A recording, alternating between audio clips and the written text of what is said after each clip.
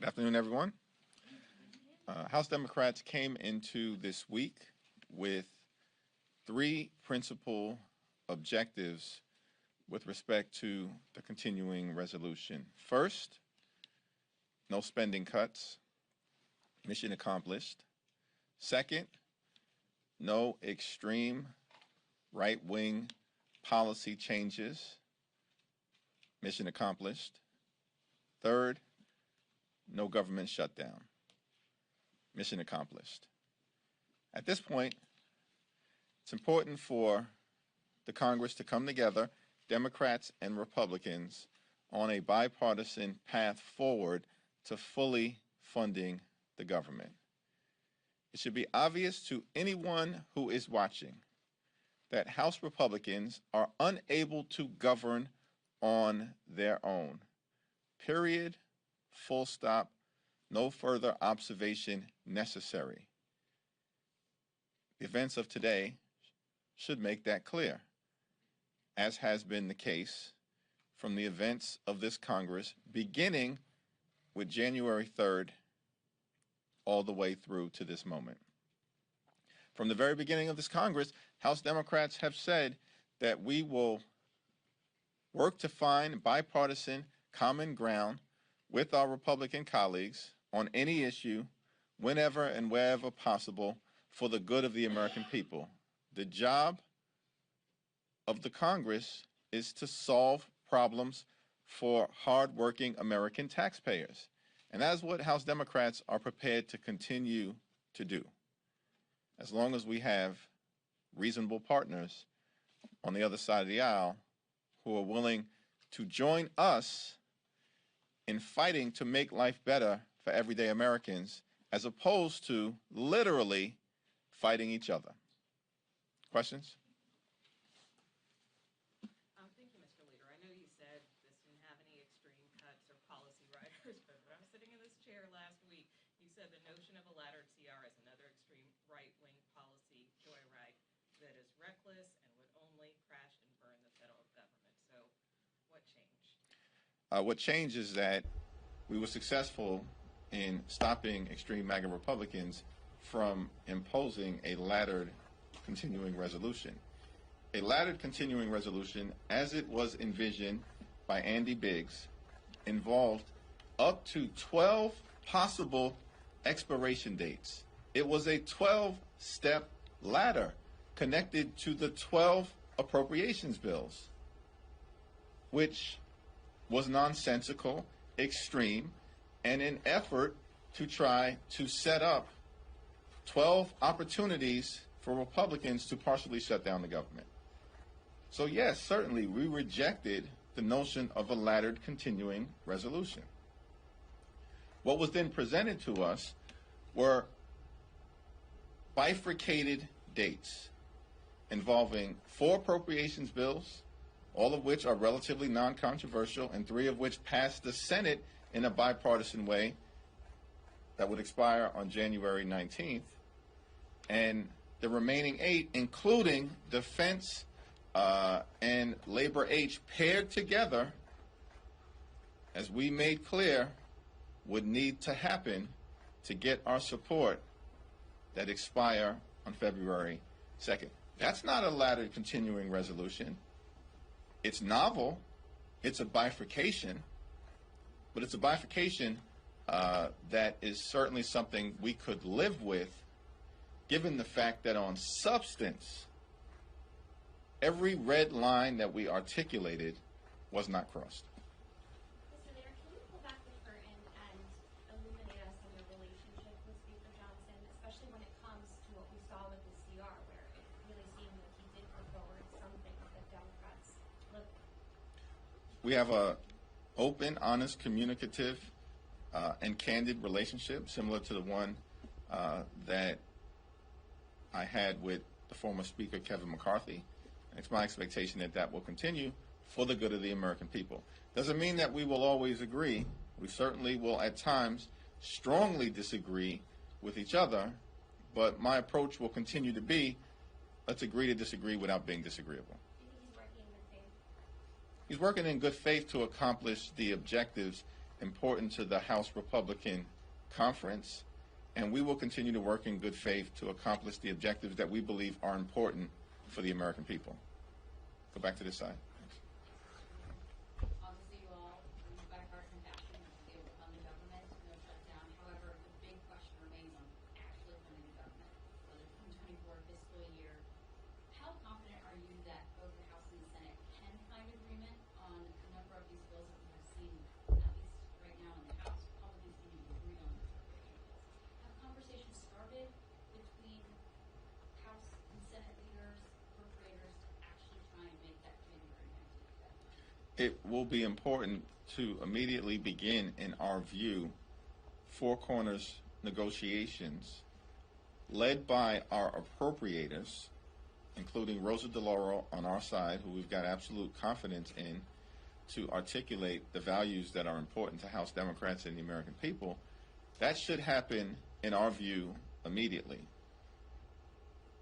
in a manner where the spending numbers are consistent with the Bipartisan Fiscal Responsibility Act that everyone agreed to and is now a matter of law. It's time for the extreme MAGA Republicans to end the gamesmanship. They can't even pass their own bills. So why are we wasting time when we have top-line spending numbers established in May through the Bipartisan Fiscal Responsibility Act that the House Republicans themselves negotiated? It should now be clear to the entire world that the only path forward is a bipartisan one, where we proceed with the appropriations discussions amongst House Democrats, House Republicans, Senate Democrats, and Senate Republicans in a manner consistent with the Bipartisan Fiscal Responsibility. That is the path forward. The Senate agrees on that path. The Biden administration agrees on that path. House Democrats agree on that path. There are many House Republicans who agree on that path. And it's time for action. Second row? Yeah, thanks. Members of the House Freedom Caucus have just put the Speaker on notice, basically saying that they're giving him 10 days to come up with a plan and fiscal responsibility, things like that. Your reaction to this, if they threaten with another motion to vacate? Well, the House Republican civil war rages on, and yesterday it hit a new low, including apparently acts of physical violence. And it's my hope that they will dial down the temperature and join House Democrats in putting people over politics and delivering for the American people. And the House Republican reality show is out of control right now. And it is undermining the ability of the Congress to solve problems on behalf of hardworking American taxpayers. Okay. We're going to get this ethics report tomorrow from George Santos. He has not been convicted in the court of law. The precedent in the House of Representatives is for a number to have been convicted for a number of Confederates.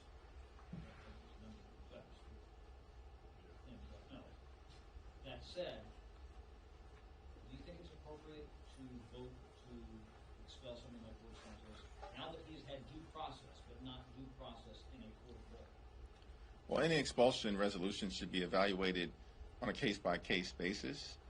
Seems to me that George Santos is unfit to serve as a member of Congress based on the clear lies that he had told to the people of the 3rd Congressional District in New York. He is a serial fraudster.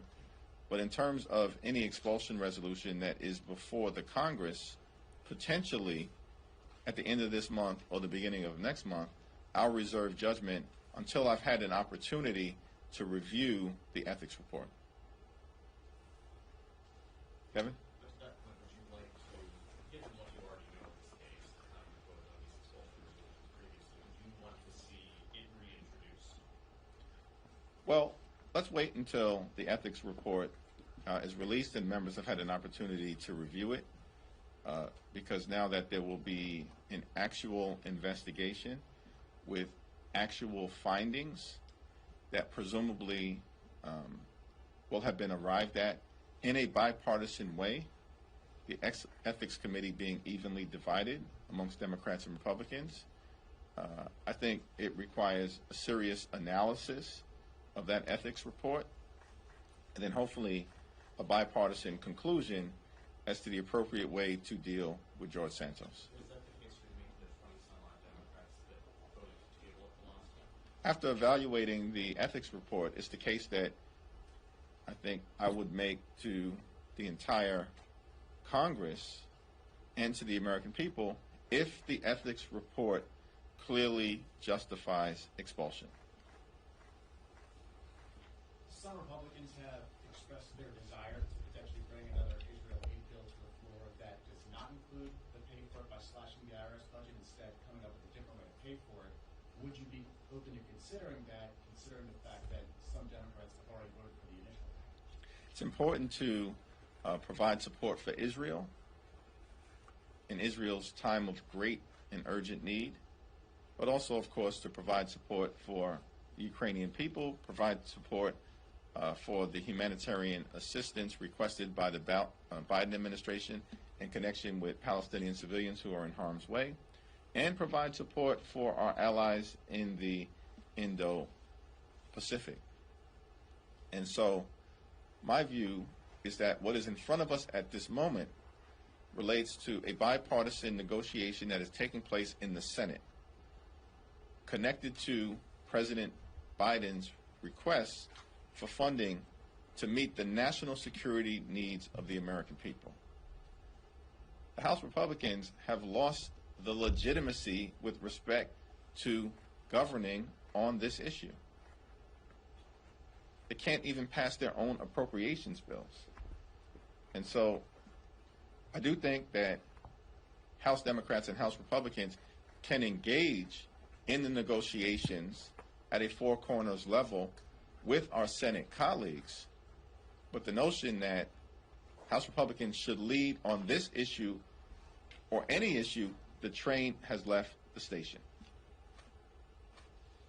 Hey, a quick question, kind of backing up a little to last week. Democrats obviously performed really well in those elections that were held. What's your kind of takeaway from that? Does that make you confident for where Democrats are positioned for 2024? Especially considering that, up now, like, Biden isn't polling super well. But so what do you make of the Democrat victory last week? Needless to say, our confidence is pretty high right now. And I think that is because we've got an incredible track record of accomplishment in terms of what has happened when Democrats had the opportunity to govern, from the American Rescue Plan to infrastructure investment and jobs being brought to the American people, clean water in every community, high-speed internet access, bringing domestic manufacturing jobs back home to America through the CHIPS and Science Act, and of course, striking a dramatic blow against the climate crisis in historic fashion through the Inflation Reduction Act, and dropping the price of insulin to $35 a month for millions of Americans. We have an incredible track record of success.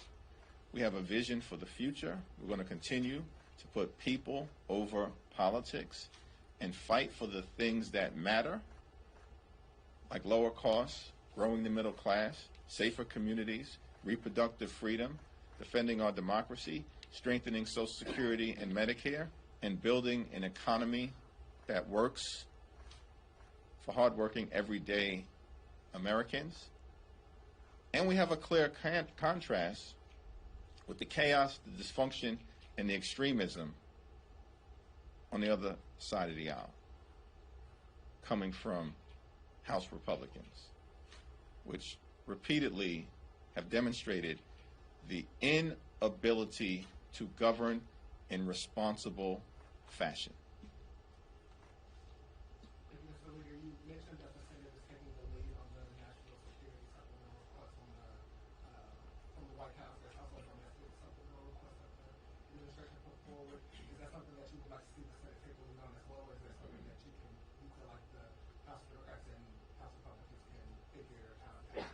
It's my hope that in the context of the negotiations that are ongoing in the Senate right now with respect to the national security issues that are before them, that they will also consider the domestic supplemental funding requests that came from the Biden administration, including on child care, on affordable internet access, and as it relates to the Women, Infants, and Children program. In my view, those critically important domestic policy priorities should be part of the ongoing discussions and hopefully will be part of any legislation that emerges from the Senate and is sent over to the House of Representatives. What's the path forward for Senate besides just focus solely on the national security package? Well, there are many Democratic senators who believe in the urgency of addressing the domestic policy priorities that have been articulated by President Biden and the administration. So I'm still very hopeful that we'll see both taken care of in the legislation that's ultimately negotiated. Thanks. Go back over to this side and then come. Mr. Leader, thank you. House Republicans say they are closing in on making a decision on whether to impeach President Biden or not. I guess just generally your reaction to them possibly coming to that decision in the next month or so. House Republican extremists cannot get out of their own way. I mean, Republicans were routed electorally last week because they continued to peddle extreme things like criminalizing abortion care or imposing a nationwide abortion ban. American people know that Republicans have put a target on the back of Social Security and Medicare. Many don't believe in democracy as we know it. House Republicans have no interest in solving problems for the American people in terms of reducing costs and addressing affordability issues. And if they were to go down the road of an illegitimate impeachment of President Biden, all that will do is reinforce the notion that House Republicans are too extreme and unfit to govern. Can you describe the path forward on FISA reform? Do you see that getting resolved before the end of the year? Well, there are ongoing discussions with respect to FISA reform and legislative activity that has taken place. And I'm very hopeful and optimistic that we will see FISA reauthorized by the end of the year with some reform that is agreed upon in a bipartisan way. Democrats and Republicans on the House Judiciary Committee are working on some FISA reforms, and Democrats and Republicans on the House Intel Committee, led by Jim Himes, are working on FISA reauthorization as well. And that's why I'm pretty confident that we're going to be able to find the common ground necessary. It's not a highly partisan issue. There are Democrats on the House Judiciary Committee who agree with Republicans on the House Judiciary Committee who may have a different position in terms of the House Judiciary Committee members than Democrats on the House Intel Committee who agree with their Republican colleagues on the House Intel Committee who may differ from Judiciary Committee members. When you see that kind of lineup, it usually means that there's a clear path forward for Congress to find common ground. Thanks. Mr. Leader, how would you characterize morale in your caucus after all the drama and the stalemates and the conflicts of the last 10 weeks? Morale is very high. Earlier today, I usually have an opportunity to give a report to the Congressional Black Caucus, and my report this week was very short. No spending cuts, no right-wing extreme policy changes, no government shutdown, no votes tomorrow. Happy Thanksgiving. That is the type of report that when you are able to give it means morale is very high. Thank you. Thanks. About 24 members of the Democratic caucus here. That was a lot of progressive members just wrote to President Biden, urging him to call for a ceasefire in the Israel-Hamas war, and to give more clarity around his efforts to de-escalate the conflict there. What's your response to that? Do you share their opinion? No, my opinion is very clear, which is that there are three things that need to happen in the context of the Israel-Hamas war. First, Israel must decisively defeat Hamas and make sure that this brutal terrorist regime never rises again. Decisively defeating Hamas is the right thing to do for Israel, but it's also the right thing to do for the democratic aspirations of the Palestinian people in Gaza. Second, we have to do everything possible to bring the hostages home safely. Third, it's important to support the Biden administration's efforts to surge humanitarian assistance to Palestinian civilians in Gaza who are in harm's way in the midst of the fog of war through no fault of their own. That's the approach that the Biden administration has taken, and that's the approach that I strongly support. Congresswoman Summer Lee has a statement out saying that she condemned the fact that leaders of both parties were sharing the stage yesterday with an anti-Semitic pastor at the March for Israel. Do you have any response to that? I was on the stage with Leader Chuck Schumer, Speaker Mike Johnson, and Senator Joni Ernst. I have no idea what she's talking about. All right. Last question? Last two questions? Just wanted to clarify on Ukraine, Israel. It sounds like you are looking to the Senate to pass something and send it over. Have you spoken with Speaker Johnson about the possibility of originating something in the House? He had floated the idea of at least marrying Ukraine with border security, and it sounded like he was eyeing something that would begin over here in the lower chamber. And the second part of that question is there an appetite to pass both of those before the end of the year, or is that something that might get kicked to the CR deadline? Well, there is nothing that will happen in the House of Representatives in a partisan fashion that has any shot of becoming law. To the extent that House Republicans are interested in addressing issues relative to America's national security and strengthening the situation at the border, my suggestion would be show a willingness to support President Biden's funding requests to enhance the situation at the border, hire more judges to process the asylum applications, and do other things that are designed to change the situation on the ground. House Republicans have instead continued to simply show a willingness to try to make a political issue out of the border and accompany that with an unwillingness to find common ground to actually solve the challenges they say exist and need to be addressed. Last question? Will they get done by the end of the year, or will that get kicked in the next? There's no circumstance where we should leave Congress this year without making sure that we have provided funding for Ukraine, funding for Israel, funding for humanitarian assistance for Palestinian civilians who are in harm's way, and otherwise meeting the national security needs of the American people.